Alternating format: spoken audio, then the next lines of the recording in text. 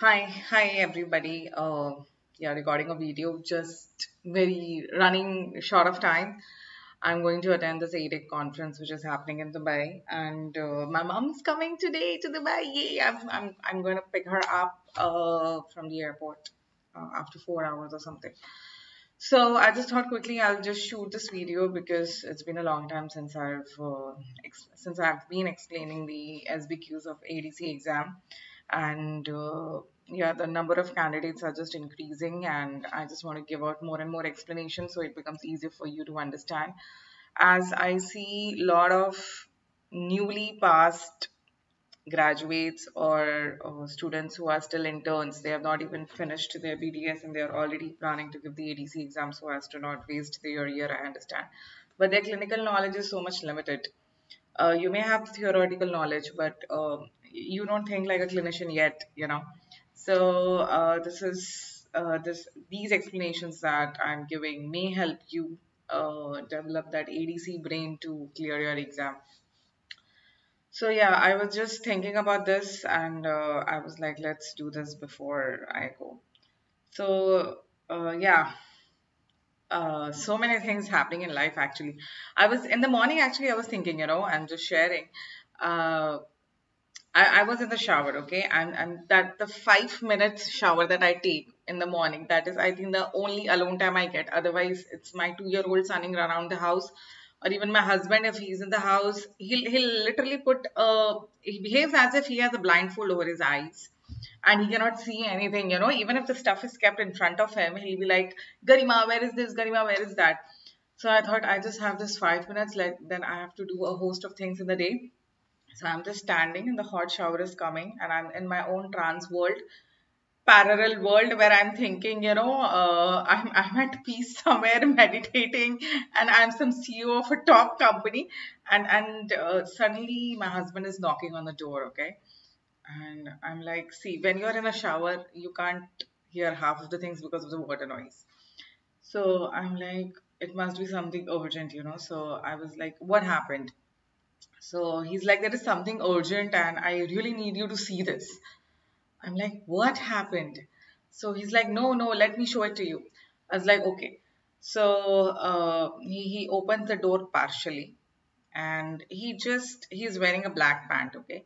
He, he, it's just the door and he makes his leg like this with a black pant and he keeps a white shirt on top of it. And he's like, is my white shirt matching with the black pant? I have a meeting in the office to attend. I was like, this was your urgency. So I was like, yeah, it's matching. Even if he would have shown me a black shirt over the black pant, I would have just told him, yeah, even that's matching.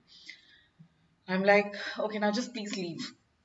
So I was like, okay, let's go back into my trance world for another 2 minutes that's left for me. And then he again knocks on the door, and I'm like, now what happened? He's like, I can't find my brown pants. Where is that?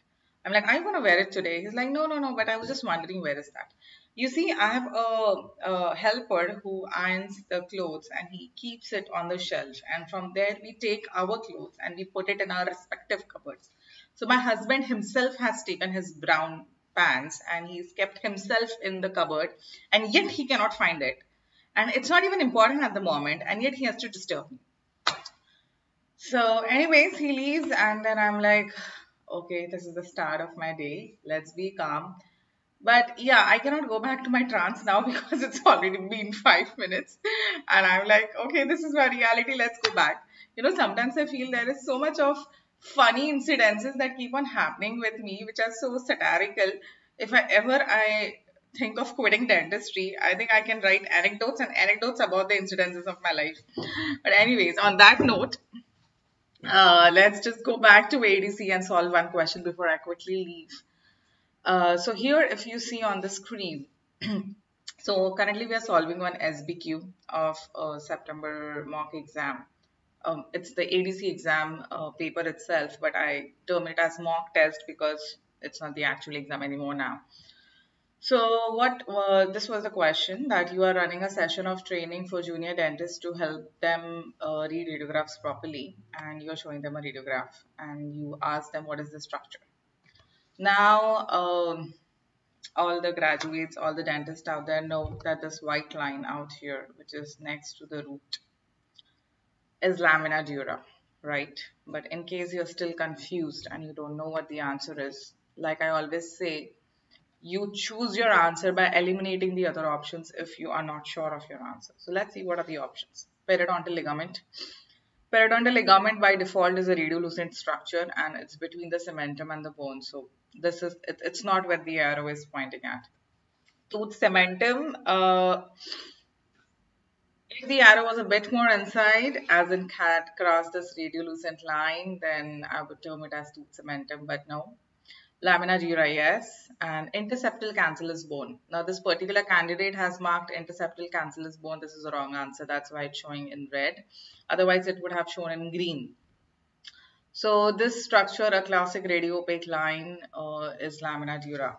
Now, why the structure is also important from a clinical perspective. Now, for example, there's an abscess in the tooth, or there is a cyst developing, or there is a resorption happening. This healthy structure would disappear. So seeing that around a root means healthy activities going on. There is nothing infectious. Next, what structure is located in the encircled area? So we can see these are two maxillary central incisors and they have circled this. Now when they have encircled this, they are clearly pointing to a canal like a radiolucent area. And the opening of that canal is here. So what can, it can be? We all know behind the two central incisors there is incisive foramen, right? It's the place where if you have to give anesthesia to the anterior part of the palate, you will, and it's a very painful injection out there.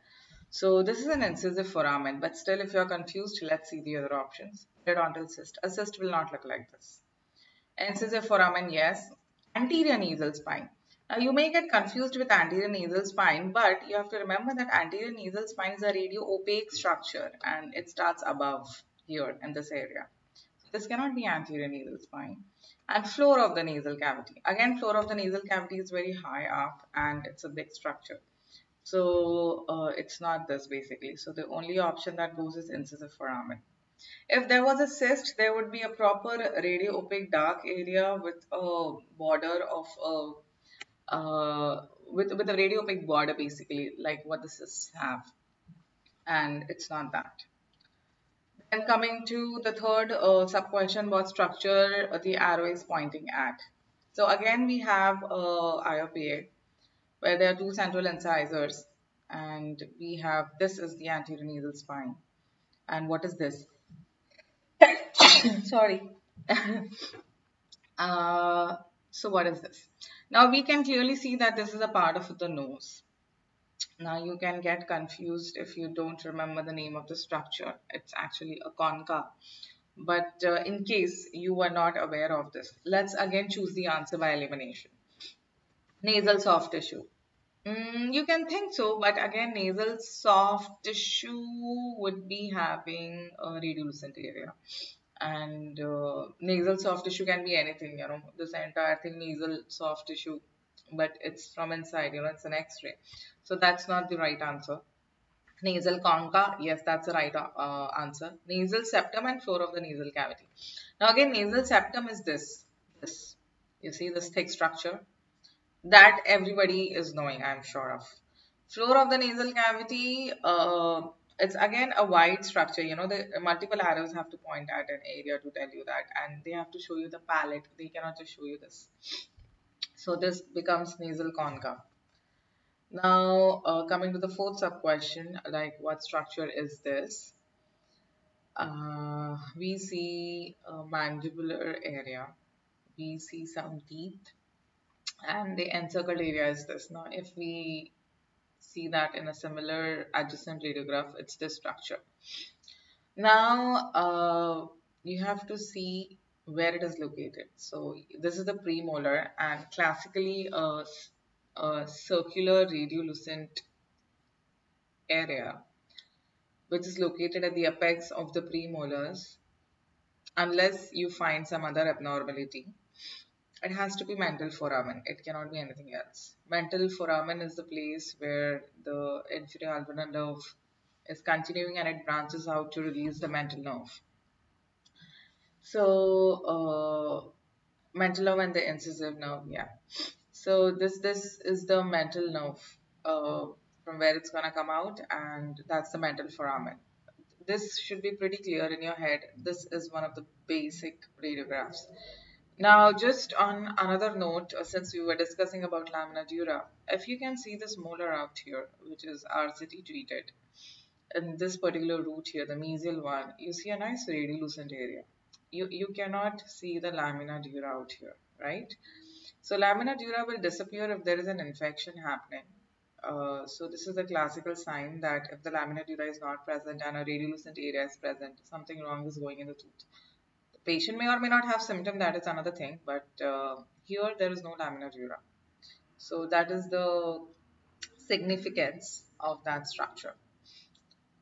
So that's a mental foramen as we have discussed. And the last sub question is what structure the arrow is pointing at. Again, we have a mandibular molar, and this time they have taken the IOP out here. So probably it's a somebody was trying to shoot for a third molar, and this is the normal X-ray that they have got. Here you will have to memorize the landmarks if you haven't done so. So this arrow is the external oblique ridge of the mandible, and this is the mylohyoid ridge.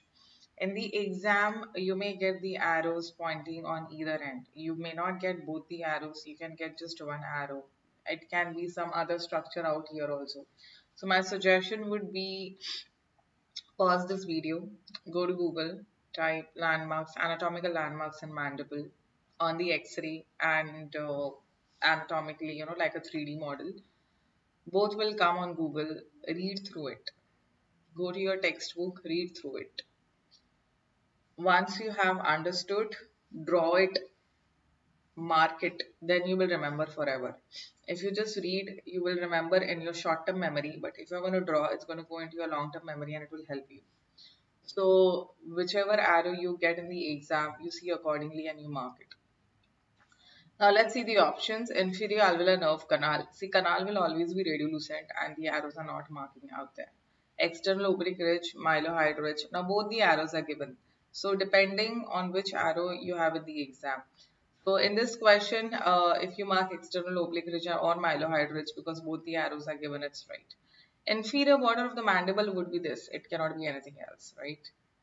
So yeah, this is how we solve the question. Again, I repeat, it's a 70-minute exam. There are 4 papers. Each paper has 70 questions. And it's a 120-minute exam. Sorry, it's a 2-hour exam. Then an hour break and again 2-hour exam. So it's a 120 minutes. You will get to solve 70 questions, which means for one question, you don't even have 2 minutes. Okay. So you have to be bang on prepared because it will take 30 to 40 seconds at least to read the question itself. And the remaining 40 seconds, you'll just have to choose your answer very quickly. So your reading has to be so filtered that you catch on to the keywords because there'll be big scenarios mentioned and not everything in the scenario would be relevant. But there would be something relevant and you have to catch that relevant part and omit the irrelevant part. So you need to understand which is the relevant part because it won't be highlighted. It's just by practicing more and more mocks that you will come to know about it. So I think yeah, that's it for today. I'll try to solve more and more questions on a daily basis. There are so many things to do actually. I'm having a presentation coming up, a full day workshop with space maintenance, strip crowns, and interceptive orthodontics. I'm still preparing the PPT for it. I have to manage my clinic, and my husband's traveling often to Saudi. And then I have to manage around 120 candidates on my WhatsApp group who keep on asking me daily questions with their doubts. So I hope this video helps you all too. And there are new candidates who are messaging me regarding their query about the ADC exam and how to enroll, etc. So it gets a really busy day. So, but still, I'm trying to do my best out here to help you all. Have a nice day. Bye bye.